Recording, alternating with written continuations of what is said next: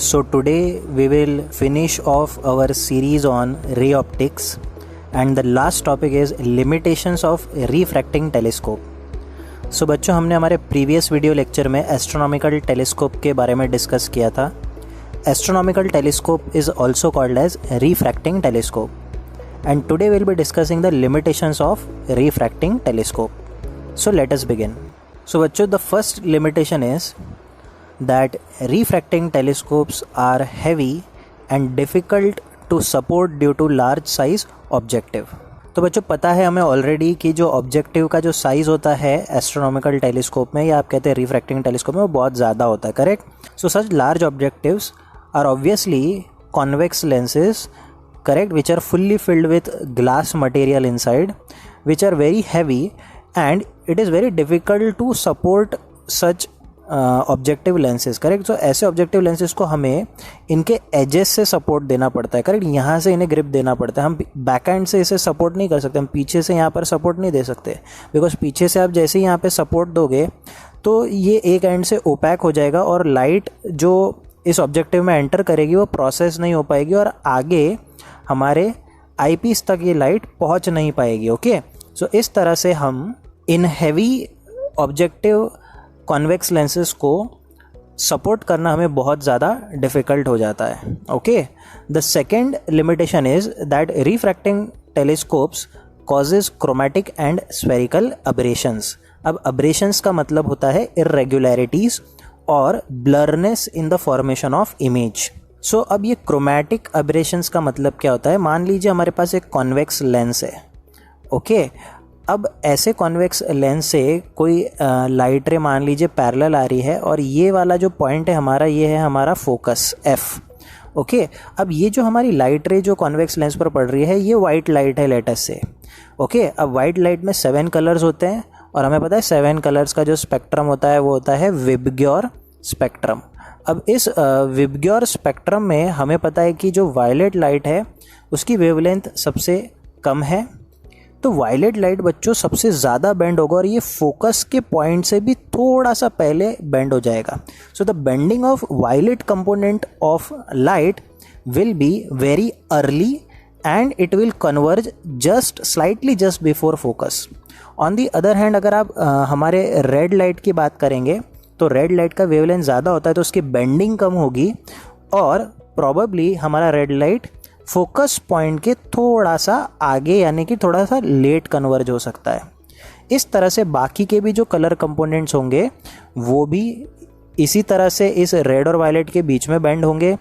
आप देख सकते हो मैंने यहाँ पर दूसरा वाइट लाइट लिया है, इसमें वायलेट थोड़ा अर्ली बेंड होगा और रेड थोड़ा सा लेट बेंड होगा. ओके. सो आप देख सकते हो इस पर्टिकुलर रीजन में, फोकस के रीजन में जो कन्वर्जेंस लाइट रे का हो रहा है वो शार्प कन्वर्जेंस नहीं हो रहा है. आप देख सकते हो यहाँ पर इरेगुलरिटीज नजर आ रही है कन्वर्जेंस में. सभी कलर कंपोनेंट्स एक साथ एक पॉइंट पर एग्जैक्टली शार्पली कन्वर्ज नहीं हो पा रहे हैं. ओके. इस वजह से जो इमेज फॉर्म होती है वो थोड़ी ब्लर फॉर्म होती है. ऐसे ब्लरनेस को हम कहते हैं एबरेशन. ओके. और ये एबरेशन किस वजह से हो रहा है? ये एबरेशन हो रहा है due to the colour components of light. इसलिए ऐसे एबरेशन को हम कहते हैं क्रोमैटिक एबरेशन. ओके. अब देखिए बच्चों, लेंसेज में स्फेरिकल एबरेशन भी होता है. अब स्फेरिकल एबरेशन क्या होता है? Let us try to understand. जैसे मान लीजिए ये है हमारा कॉन्वेक्स लेंस. अब बच्चों जो लाइट रे लेंस के सेंट्रल रीजन से होकर जाएगी, थोड़े से ऑप्टिकल सेंटर के पास से जाएगी, थिकर रीजन से जो लाइट रे प्रोसेस होगी, तो जो ग्लास के थिकर रीजन से जब लाइट प्रोसेस होगी तो वो ज़्यादा बेंड होगी बच्चों. ओके. बिकॉज ये डेंसर मीडियम में थोड़ा ज़्यादा समय स्पेंड कर रही है.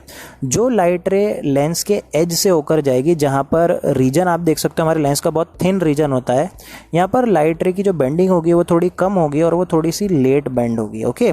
सो सेंट्रल रीजन में, थिकर रीजन में लाइट की बेंडिंग थोड़ी अर्ली होती है और एजेस पर लाइट की बेंडिंग थोड़ी सी लेट होती है. ओके.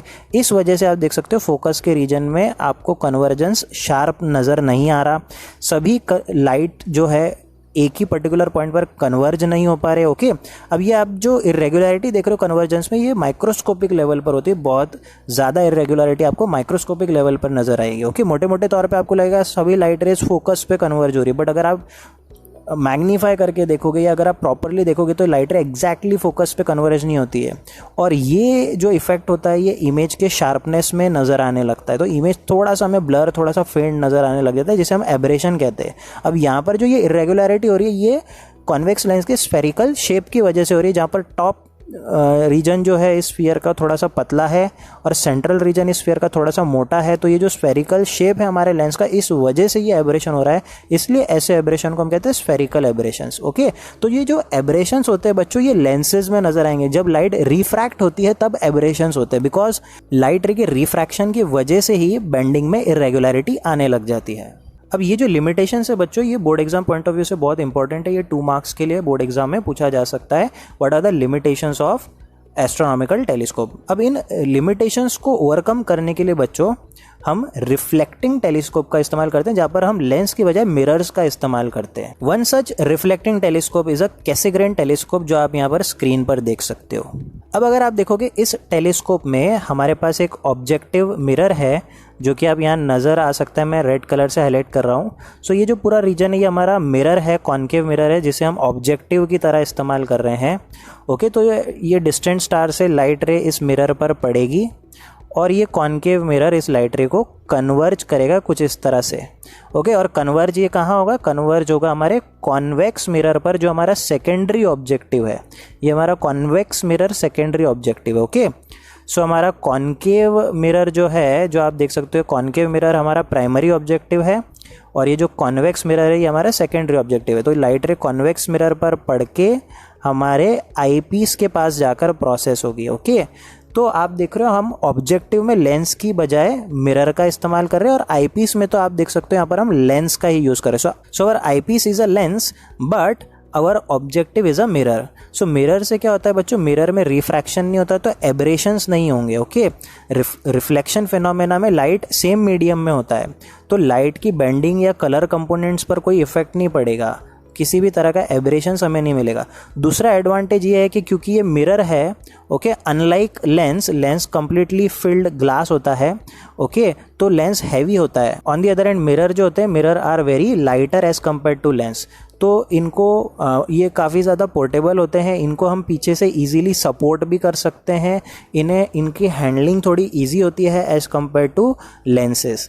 इसलिए रिफ्रैक्टिंग टेलीस्कोप की जगह हम रिफ्लेक्टिंग टेलीस्कोप का इस्तेमाल करते हैं। ओके, सो आपको बोर्ड एग्जाम में रिफ्लेक्टिंग टेलीस्कोप का कुछ इस तरह से रे डायग्राम ड्रॉ करने को बोला जा सकता है। इस पर कोई मैग्नीफाइंग पावर का डेरिवेशन या फॉर्मूला नहीं है, सिर्फ ये डायग्राम आपको बोर्ड एग्जाम में पूछा जा सकता है। So this is all about ray optics and optical instruments. In the next video lecture will start with the new chapter which is electric charges and field. Till then, stay tuned for the next video lecture.